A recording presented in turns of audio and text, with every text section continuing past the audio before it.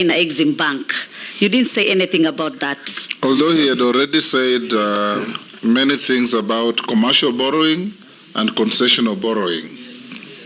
Maybe just to summarize it by saying that public project investment management is a challenge. And I said I will make sure that we are investing on viable projects, whether it is from local funds or borrowed funds. And I also mentioned, Mr. Speaker, if you can recall, that we will be linking loans to specific projects and making sure that the expenditure is, public procurement is followed and done prudently, efficiently, and economy for money of the shilling is realized. Let's take the last one from Amisi. That was it. Yeah. Caleb? Thank you, Mr. Speaker. One question. Yeah, for being last, give me two, kindly. Thank you, Speaker. You know, also, I get the opportunity to listen to the entire interview when you are last, and you seem to be a person ready to disturb the stubborn status quo at the Treasury. But, you know, the former president of U.S., I think it's Harry Truman, once said that he actually had a plate like this one at his desk and written there, the buck stops here. So you might consider having such a plate on your desk and you write there, the buck stops here. Because, Mr. Speaker, the reason why you are in this job is actually from the reject the finance bill. So you are going to be at the center of budgeting and the financing for that budget. One of the ways of raising, you say the revenue from the loans, borrow either domestically, externally, or grants. There is the aspect of domestic borrowing from the diaspora. I've studied 3 countries, Tajikistan, Nicaragua, and the Philippines, and even India. They have one of the highest diaspora remittance.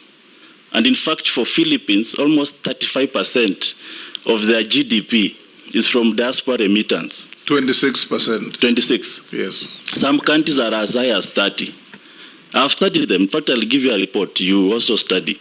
And if you can also zero down to diaspora and make something like a diaspora bond or diaspora infrastructure bond, where the government borrows from it, and the diaspora, because you see Kenyans demonstrating in London, because they have an interest in this country, wherever they are. So they fail to remit that money and invest here, and invest elsewhere. So we can tap into the global flow of income, basically, because we don't have the oil, we don't have the natural gases. So how do we maximize? That's something that I want you to really explain to me. And the last one, Speaker, at the aftermath of the World War, 700 delegates met in Mount Washington in Britain, New Hampshire, and they developed an international system. And that's where now the International Bank of Reconstruction and Development came in. The IMF came in. The purpose was for reconstruction for the World Bank. On this other hand, the IMF, the purpose was to stabilize currencies of various countries, stabilization, and to balance of payment. But this system has saturated our domestic policies. They have saturated our physical and monetary policies. So much so that a minister sitting at Treasury has World Bank in his head. He knows that in absence of this, I rush to World Bank. It's no longer a port of last call. It's now a port of first call. How do we dislink our development path from the continuous dependence on the Bruton with institutions that were there to reconstruct Europe and Japan after the World War II? Yes, nominee, answer those quickly. We are running out of time. Thank you, Mr. Speaker.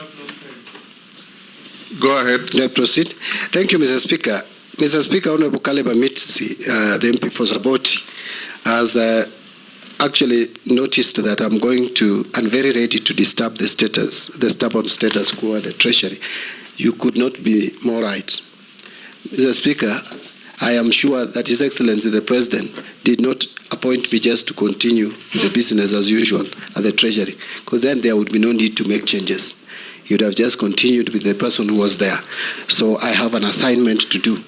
I will discuss with His Excellency the President on how to help reform the Treasury and to do it properly, and together with the Cabinet. On domestic borrowing and diaspora, I had a lot on how we can borrow more funds, whether green bonds, blue bonds, and floating diaspora bond. It's only that the time limitation, I could not mention all of them. But I want to agree with Honorable Caleb Amisi that that is an area that we can tap on. And even look at ways of reducing transaction costs for diaspora remittances, because that's one of the reasons that you hear them complain a lot about. On IMF, by the way, I want to be very clear on IMF. IMF will never invite themselves to a country. We do invite them and agree with them on a program. There was a period we were not under IMF, but because of challenges occasioned largely by COVID-19 and the drought in the region, and also the global disturbance of the supply chain and all that, we then went back to IMF in 2020, 2021.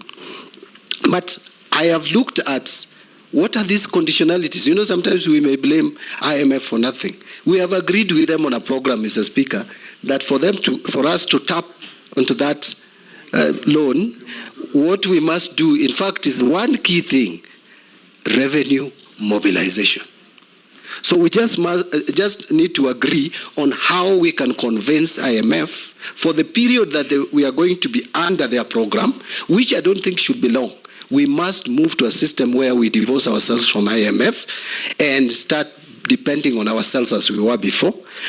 But that we can only do by allowing, by doing what can be done in the interest of the country. They want us to maintain a deficit of no more than 4.4%. That's what we have agreed on currently. But we are moving towards, and we must move towards a budget deficit in the region of 2.5 to 3%. I know government has talked about 3.1. We can sustain a budget financing gap of 3%. With that, you will not need IMF intervention. And Mr. Speaker, I said, I want to end with that if we increase, we take back, don't even go to the ambitious 25% that we have set to ourselves of tax revenue to GDP. If we can take it back to 18%, we will be adding to this, to our exchequer, not less than 600 billion. And I think it is achievable. I believe it will be done. Thank you, nominee. A quick run in a few issues thrown at us by the public. Some you have already spoken to. Are you aware that interest rates on loans are all-time high? What will you do to save Kenyans from exploitation by banks? Does Mbandi believe in single portal for tax revenue collection? How do you plan to position internal audit department to deal with zero-fault audit? Confirm or deny allegations of corruption at the University of Nairobi? I don't know whether when you are there or now, they're not saying.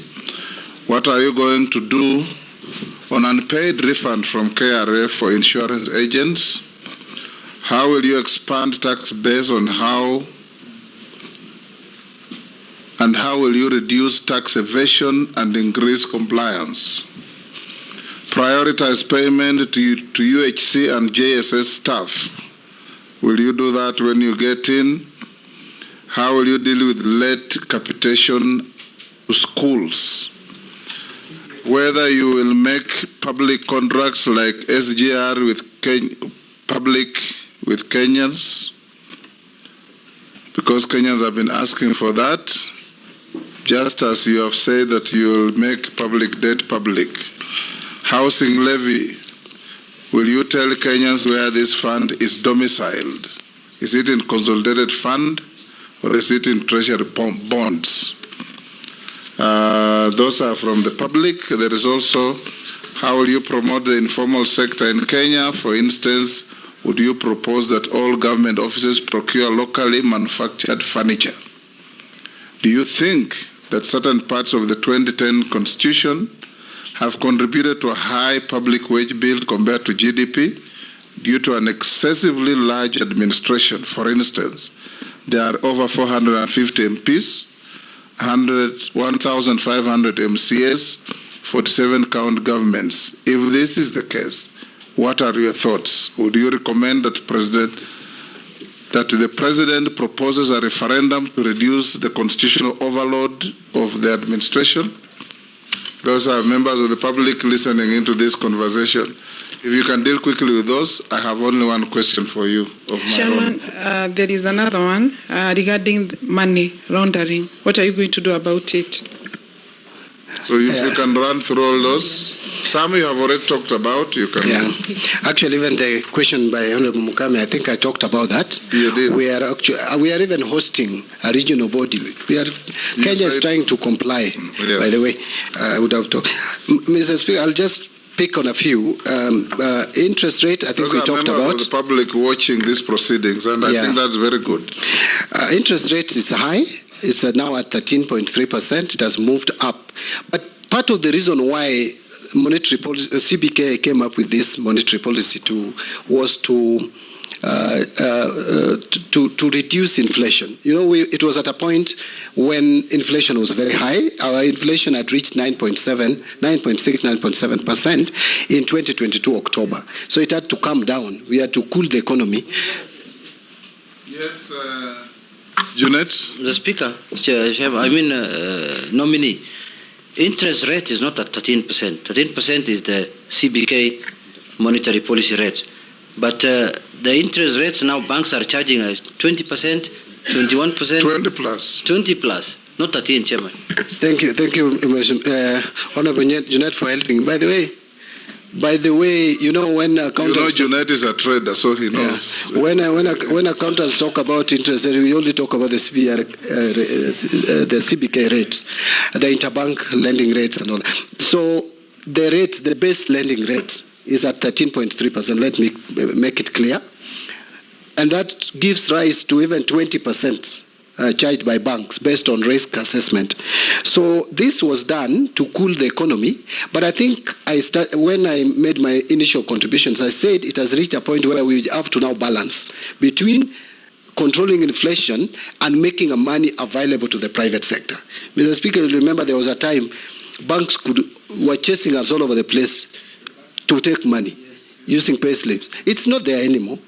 Why? Because government has become the single most important customer to banks. So it is between chicken and egg. Which one comes first? Do we cut on our expenditure? Do we reduce money that we borrow domestically first, or do we reduce the rates first? So those are the issues that we need balance. So I'll have a meeting with the Central Bank and Kenya Bankers Association to address this matter. If I am confirmed. Yes. Mr. Speaker, on internal audits, I can't agree more. Again, we must use our internal audit to improve efficiency in financial management. And internal audit is resident at the Treasury. This issue of corruption at the UN, I saw it on some email that was sent to me. And the allegation was that I used... The same person. I suspect that while working at the University of Nairobi, that I used the university funds to campaign. Probably the person who has sent that message is not alive to the fact that I left university and went elsewhere, worked for 3.5 years before I became a member of parliament. You said so. Yeah. So I left university in 2004. And actually, I resigned and got my pension back. It was 218,000. If I stole their money, they would have not paid me my pension. I think that's, to me, someone who probably is wondering how I made it to Parliament. And I didn't have, I didn't have money. Just go on. Yeah, but I want to tell him that I was that I was the least endowed in 2007. Actually, they used to make a joke that I was campaigning with a bicycle and made it to Parliament. because of trust that the people had in me. Late capitation to schools, this is all about availability of revenue. We must make money available and pay capitation, pay pension, pay CDF. Remember, we have rolled over 13 billion from last year's NGCDF. I personally, Mr. Speaker, am a proponent of National Government Constituency Development Fund. I support it fully because this is money that has revolutionized education in rural areas. You go to my constituency, the constituency I've represented for 15 years. Before CDF, we didn't even have primary schools. They were there by name, but there were no classrooms. Right now, you can see what it has done, and many others. Contracting, breaking public, the contracts, that I started by saying we must be transparent and communicate what we do as a country. Housing levy, I don't want to really talk a lot about this housing levy because I still need to understand how it is operationalized, where the money is resident, and all the challenges around it we must deal with, because it is my duty, if I'm confirmed, it is my duty to make sure that this money is properly accounted for. Promoting informal sector, I think I talked about that. Yes, in terms of wage bill contributed by the Constitution, that is true. Mr. Speaker, this Constitution is too expensive. I know the counties had been given, but Mr. Speaker, truth be told, we should have had these counties as agents of devolution for development, but not government. We should have had bigger governments.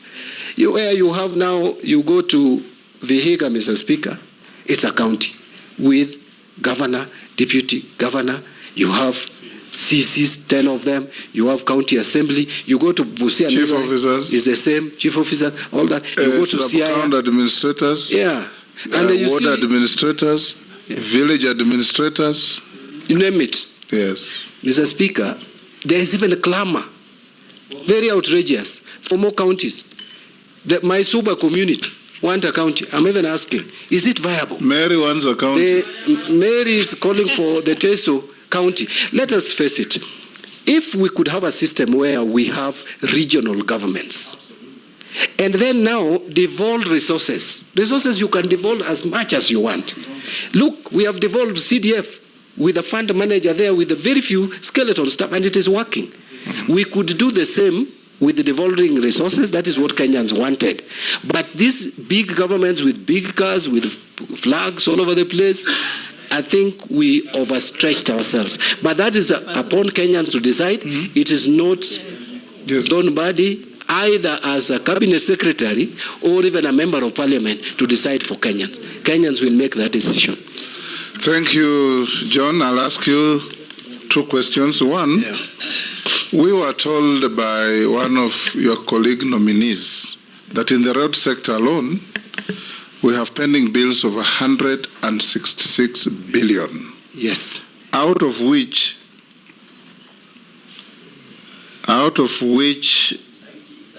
92 is actual debt or bills, and the rest is interest and penalties. Yeah. Now, in the event you get this position you are looking for, would you take time to negotiate with the people you owed the money to compromise on interest and penalties so that you reduce the weight on the exchequer?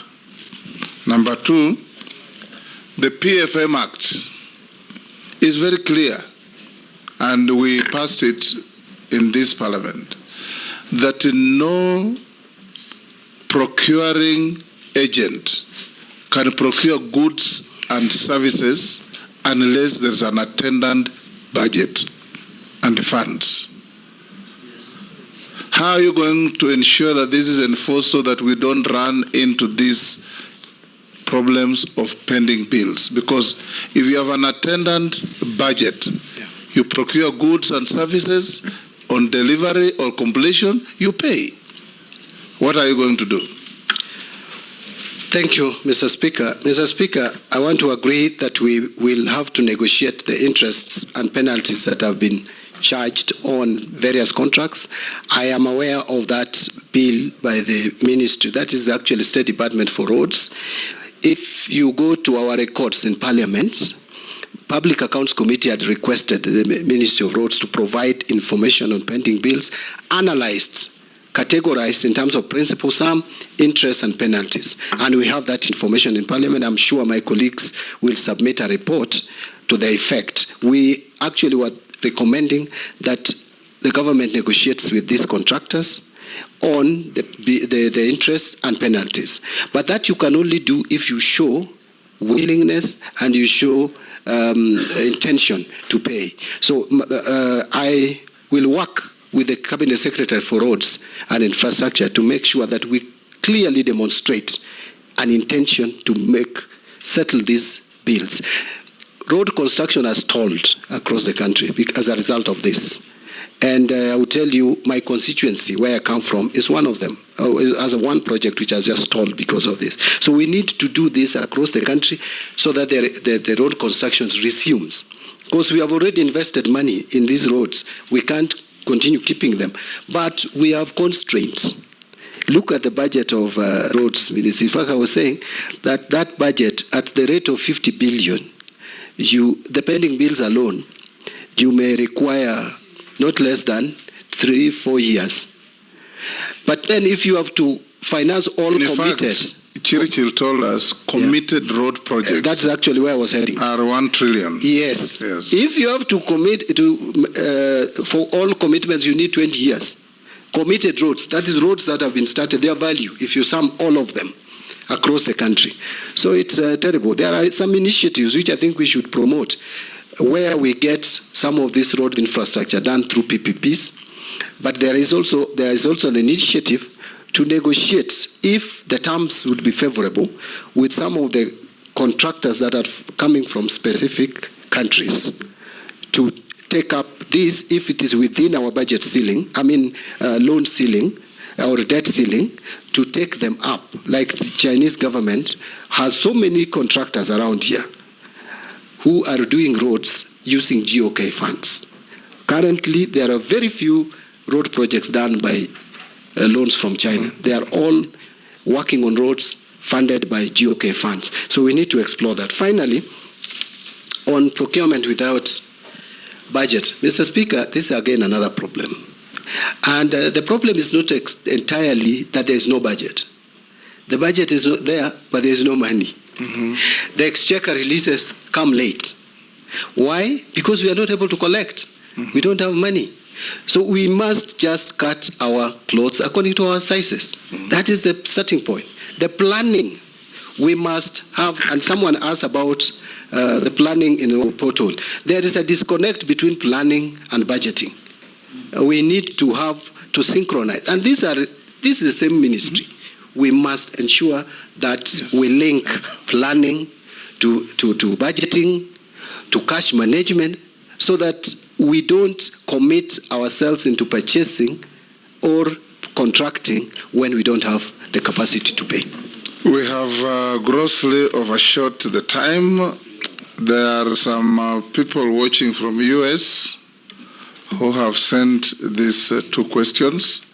What is your view on the potential of blockchain technology within the financial sector, particularly in light of the blockchain technology report to 2020? Would you support the adoption of this technology? The next one, in light of the increasing global uncertainties and economic volatility, gold reserves have become more crucial in safeguarding national wealth and ensuring economic stability. Elaborate on how you would propose leveraging gold reserves as a reliable store of value in the current and future economic landscape. Additionally, would you explain any strategic measures that can be considered to enhance the role of gold in Kenya's financial system? Take at maximum 2 minutes. These are Kenyans watching these proceedings from the US. Pardon? The first one of the blockchain, Mr. Speaker, I must admit that I need to understand it better. And That is an honest yes, answer. We understand. We need to get what it is. If it is something I that don't can also help know it. the I country, also don't know it. the better. On leveraging on gold We'll reserves. need somebody to teach us about it. Do we have an ICT person around? But don't you worry, Mr. Speaker. Now that it grows. There's an nexus between finance and ICT. Yes, we will. CBK, maybe when you get, if you get approved, CBK should be able to sort you. Yes. Okay. That's why I was saying that don't you worry, I will get. On the gold reserves, just say yes or no. Yeah, gold reserves, that actually we need as a country to move towards even establishing sovereign wealth funds, and gold reserves can help us in that. And that those are areas, those are emerging areas that we need to look at. Thank you. Thank you. Lastly, John Buddy, as a nominee, I have some few mundane questions for you. Have you ever been adversely mentioned in any integrity-related report or investigations? No. Do you hold any leadership position in any political party within Kenya? No, at the moment. You said you resigned. Yes. Can you tell us your net worth? My net worth, Mr. Speaker, is 380 million. And, Mr. Speaker, my net worth, the difference between, I saw some of my colleagues have done their calculation differently, but my understanding of net worth is it's assets less liabilities. Liability, yes. So if you take all the assets that I have, and I wish I had my file here. I've seen your calculation. Yeah, it's 380. You are 437. Yeah, 437 less 57 assets. million liabilities. Yes. You are 380. Yeah, and the liabilities is mortgage within Parliamentary Service Commission. Circle loans. Circle loans, about 31, about 20 million, about. And finally, there is the KCB Bank loan of about 12 million. Yeah. We received 43. We received 34. The only deferred income, Honorable, the only deferred income I have is I have some I have two now, but the one for Parliament, I don't know. The pension, I don't know how much it will be, so I didn't. It will be calculated. But there's one which I have with ICA of about 6 million. You are pensionable now. It will be calculated. Yeah. It will be just below 200. Thank you. Chair, I was mentioning that because of the challenges Kenyans have had with this matter, because like now his deferred income next year would constitute part of his net worth, or rather when it matures. Yes. And most likely, if he's approved or if he goes through another vetting, Kenyans will want to know how did your wealth grow? How did your wealth grow? I will be able to explain that, Mr. Speaker. So, nominee John Buddy, we received 34 memoranda against or about you, some saying it was right to be nominated, others not. And there are three particularly that just involve around, I think, parochial conflicts within your political setup, but you have answered all of them. So we will be, there's some things that clearly look parochial, how you quarreled with people in political meetings and so on.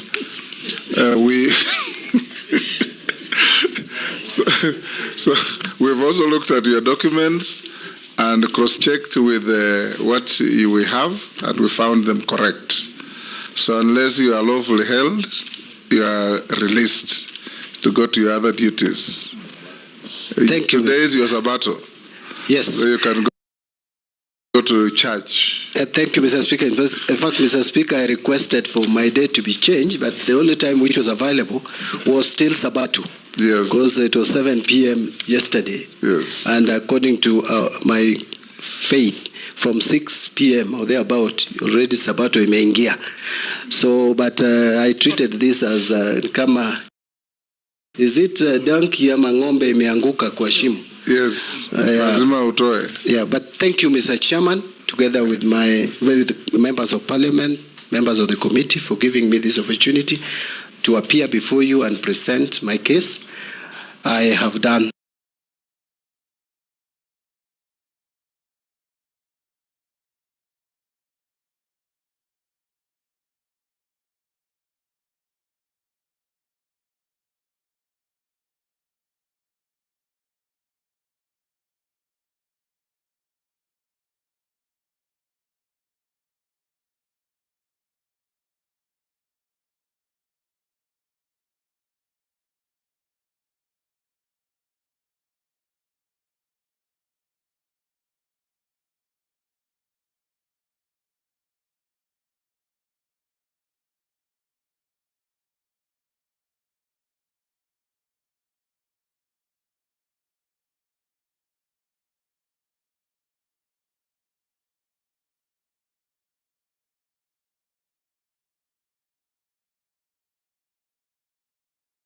my best.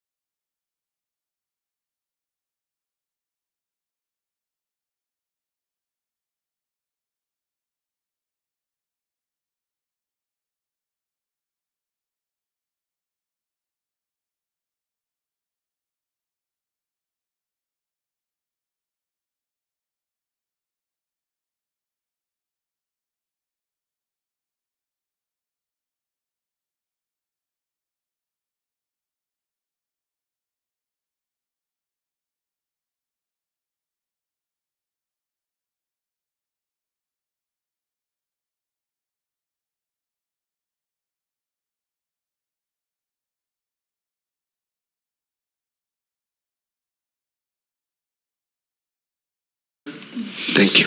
Thank you. Sergeant, you can escort the nominee.